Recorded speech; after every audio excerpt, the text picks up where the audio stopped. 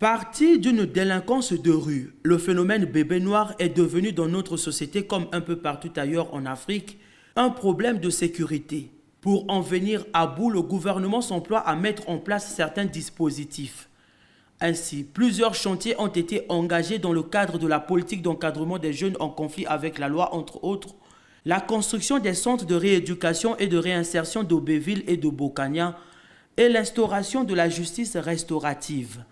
Cet atelier, qui aura pour résultat la validation de la stratégie nationale de prévention et de traitement de la délinquance juvénile, est le moment idéal pour le représentant résident du PNUD, Henri-René Diouf, de féliciter le gouvernement pour ses efforts. Je voudrais féliciter le gouvernement de la République du Congo pour les actions déjà prises dans ce sens et qui traduisent sa ferme détermination à éradiquer le phénomène de délinquance juvénile sur l'étendue du territoire national.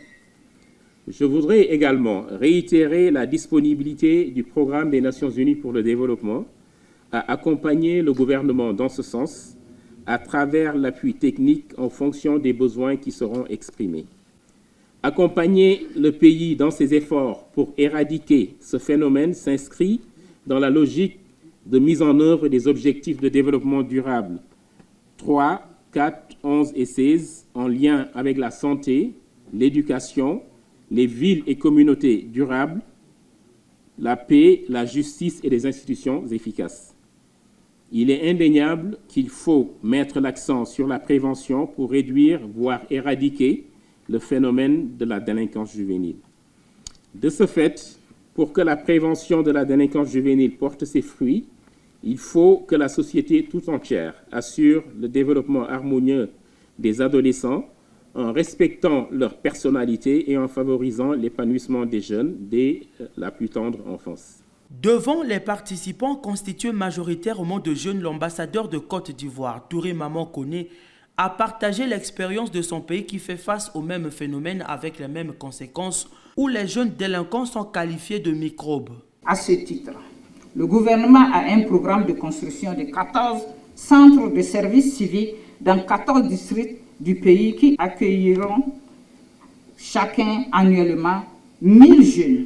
Pour la période 2021-2025, ce sont au total 60 000 jeunes en situation de vulnérabilité qui seront accueillis dans les 10 centres, soit 14 000 jeunes par an sur tout le territoire national. En nette aggravation, le phénomène de violence urbaine donne à réfléchir et impose des réponses urgentes, a reconnu le haut-commissaire à la justice restaurative, à la prévention et au traitement de la délinquance juvénile, Adolphe Mboumaba.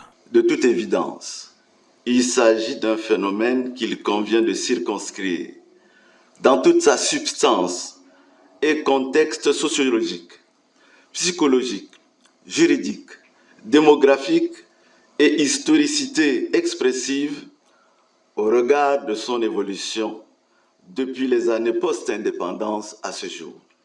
Telle est la mission confiée au Haut-Commissariat à la justice restaurative, à la prévention et au traitement de la délinquance juvénile, dont il se fait le devoir de soumettre à l'expertise nationale ici réunie une première mouture proposée dans le cadre de la validation de cette stratégie nationale.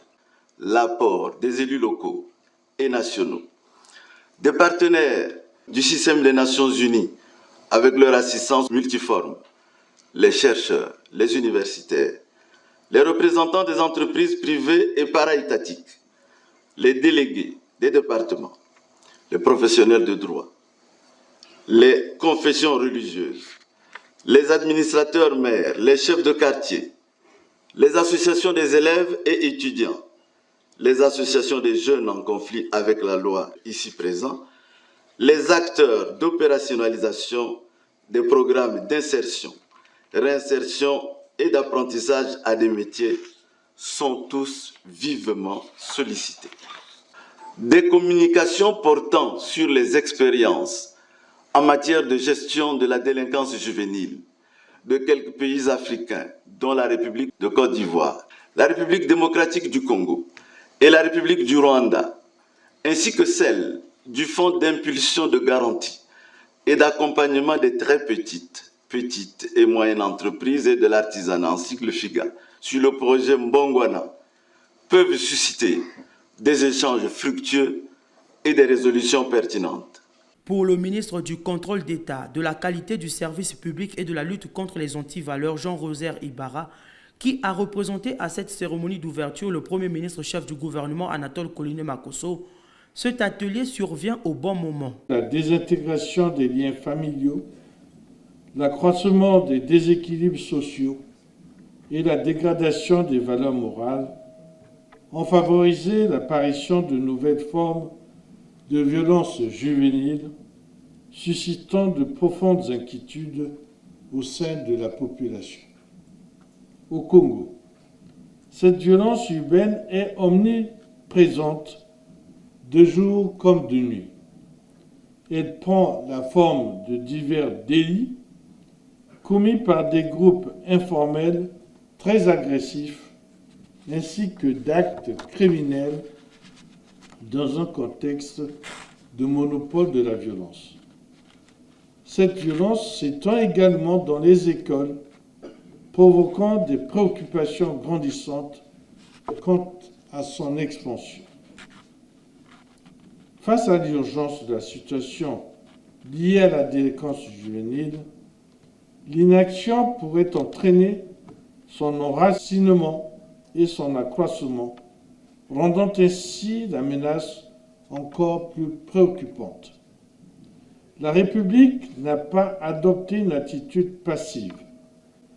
Dans son discours devant le Parlement réuni en Congrès le 28 novembre 2022, Son Excellence, Monsieur le Président de la République, a appelé solennellement le gouvernement à mettre en place des solutions pour éradiquer la délinquance juvénile, les violences liées au genre et à l'insécurité périurbaine, source de préoccupations croissantes.